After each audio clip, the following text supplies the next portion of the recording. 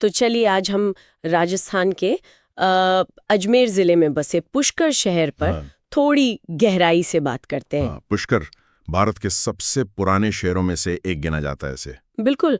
और जैसा कि हमें मिले स्रोतों से पता चलता है, इसका धार्मिक, सांस्कृतिक और ऐतिहासिक महत्व भी काफी गहरा है। देखते हैं इन दस्तावेजों में क्या खास बातें हैं। हाँ, मतलब समझने की कोशिश करते हैं कि पुष्कर में ऐसा क्या है जो इसे इतना अनूठा बनाता है। राइट। सही कहा। वो पवित्र झील या फिर वो दुर्लभ मंदिर और जाहिर है विश्व प्रसिद्ध मेला भी। हाँ, बहुत कुछ है। तो कहाँ से शुरू करें? झील से। पुष्कर झील, स्रोत कहते हैं कि इसका निर्माण भगवान ब्रह्मा ने किया था। हाँ बिल्कुल, पौराणिक कथा यही है कि सृष्टि के रचयिता भगवान ब्रह्मा के हाथ से यहाँ कमल का फूल गिरा था।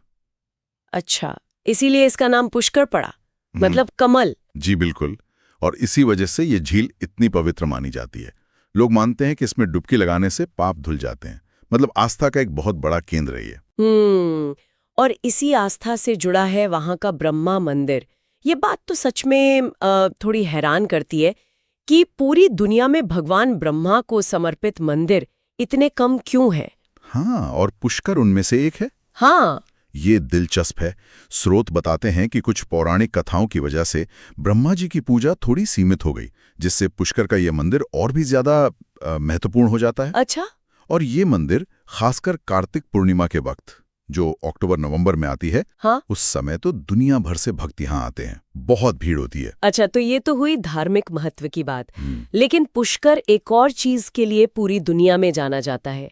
पुष्कर ऊंट मेला। अरे हाँ, पुष्कर मेला। मिले दस्तावेजों में इसे दुनिया के सबसे बड़े पशु मेलों में से एक बताया गया है। अक्टूबर-नवंबर में ही लगता है ये भी। हाँ, लगभग उसी समय, कार्तिक पूर्णिमा के आसपास ही। और ये नज़ारा देखने लायक होता है।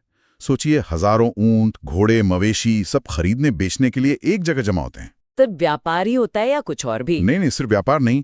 स्रोत बताते हैं कि ये मेला तो असल में राजस्थान की पूरी जीवंत संस्कृति का एक आईना है। अच्छा। आपको वहाँ लोक संगीत मिलेगा, नृत्य प्रदर्शन होंगे, तरह तरह की प्रतियोगिताएं। अच्छा। जैसे? अरे, ऊंटों की दौड़, मूछ प्रतियोगिता और बहुत कुछ। मतलब रंगारंग कार्यक्रम होते हैं। मतलब ये आस्था और उत्सव का एक गजब का संगम है। वाह। मतलब एक तरफ तो इतनी गहरी आध्यात्मिकता, भगवान ब्रह्मा, पवित्र झील, और दूसरी तरफ इतना बड़ा रंगारंग सांस्कृतिक आयोजन। सही का, बिल्कुल। और ये आध्यात्मिकता सिर्फ मंदिर या झील तक ही सीमित नहीं है, जैसा कि आप कह रही थी। वहाँ 500 से ज्यादा मंदिर बताए जाते हैं और झील के किनारे करीब 50 घाट हैं। मतलब झील तक उतरने के लिए सीढ़ियां। 500 मंदिर, बाप रे। हाँ, तो इन सब ने मिलकर पुष्कर को योग, ध्यान और मतलब आध्यात्मिक शांति ढूंढने वालों के लिए एक बहुत अहम जगह बना दिया है। सही। अगर हम इसे थोड़ा बड़ी तस्वीर में देखें तो ये दिखाता है कि कैसे आस्था और पर्यटन एक दूसरे का हाथ थाम कर चल सकते हैं। हाँ, और पर्यटन की बात करें तो इन स्रोतों में पुष्कर के बाजारों का भी बहुत जिक्र है। कहा गया है कि वहाँ के बाजार बहुत जीवंत हैं। हाँ बिल्कुल, हस्तशिल्प, चमड़े का सामान, रंग बिरंगे राजस्थानी कपड़े, ये सब बहुत मिलता है वहाँ। अच्छा, और घूमने फिरने के लिए, मतलब झील और मंदिर के अलावा? हाँ, वो भी है। अरावली पहाड़ियां से घिरा हुआ है पूरा इलाका, तो प्राकृतिक सुंदरता भी है। फिर ऊंट सफारी तो है ही, हॉट एयर बलून राइडिंग भी होती है वहाँ। और झील के किनारे कई रूफटॉप कैफेज हैं जहाँ से नज़ारा बहुत अच्छा दिखता है। अरे वाह, हॉट एयर बलून। और एक सावित्री माता मंदिर तक ट्रैकिंग का भी जिक्र है शायद। हाँ, वो मंदिर पहाड़ी पर है, तो वहां तक ट्रैक करके जाना भी काफी लोकप्रिय है। ये सारी गतिविधियां दिखाती हैं कि पुष्कर सिर्फ तीर्थ यात्रियों के लिए नहीं, बल्कि अलग अलग तरह के अनुभव चाहने वाले पर्यटकों को भी खींचता है। बिल्कुल। और अगर कोई वहां जाने का सोच रहा हो तो कुछ प्रैक्टिकल जानकारी भी है इन स्रोतों में, जैसे अजमेर से ज्यादा दूर नहीं है। नहीं, बिल्कुल नहीं। अजमेर से बस 15 किलोमीटर। सबसे पास का एयरपोर्ट किशनगढ़ है, करीब 40 किलोमीटर। जयपुर थोड़ा दूर है, लगभग 150 किलोमीटर। और जाने का सबसे अच्छा समय? अक्टूबर से मार्च के बीच।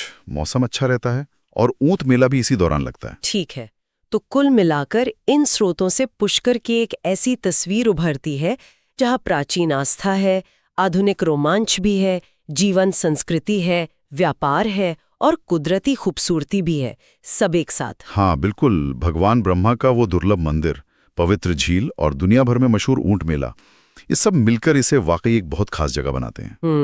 और ये एक दिलचस्प सवाल भी खड़ा करता है मेरे ख्याल से, क्या? कि कैसे एक छोटा सा शहर एक तरफ तो इतनी गहरी आध्यात्मिकता को समेटे हुए हैं, जैसे झील में वो आस्था की डुबकी, हाँ, और दूसरी तरफ इतने आधुनिक रोमांच भी दे रहा है, जैसे वो हॉट एयर बलून की सैर।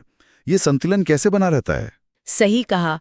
ये सोचना वाकई दिलचस्प है कि कैसे यहाँ सदियों पुरानी परंपराएं और आज का पर्यटन एक दूसरे के साथ इतने आराम से फल फूल रहे हैं। बिल्कुल, ये अपने आप में एक अध्ययन का विषय हो सकता है।